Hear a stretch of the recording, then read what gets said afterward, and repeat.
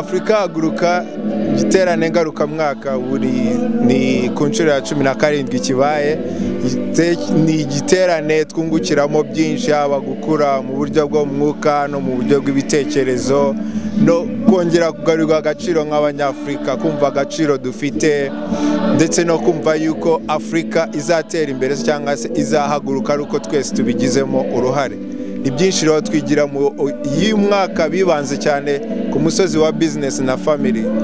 Cyane murabizi yuko business ni ikintu dukeneye, ni twese, kandi family nanone niho ruzingiye ko family.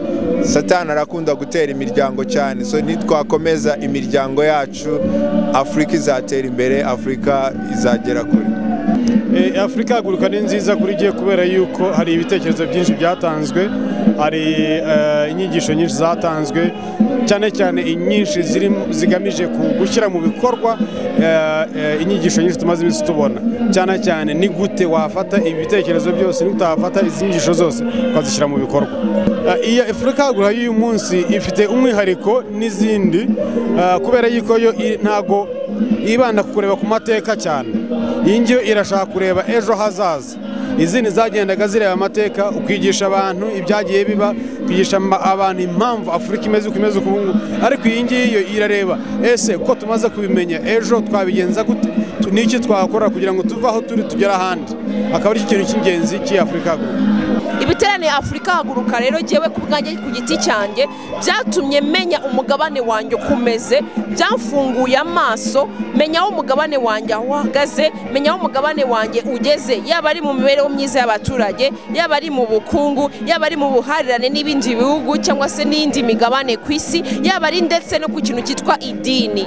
Ibyo rero byamfunguye amaso cyane, mbasha kumenya umugabane wanjye uko wabuhagaze. Iminsi 5 maze mu giterane hari ikintu kimwe maze gusobanukirwa. Jewe ku giti cyanjye yego mfite ibibazo, yego mfite imihigo ngomba guhigura mu buzima bwanjye, yego mfite ibibazo bimpinyura mu buzima bwanjye. Sinshobora kwirengagiza ko ibyo bibazo bihari, ariko nimba ari ibibazo, nimba kandi ubwonko bwanjye bwabashije kumenya ko ari ibibazo, nuko hari igisubizo nabibonera.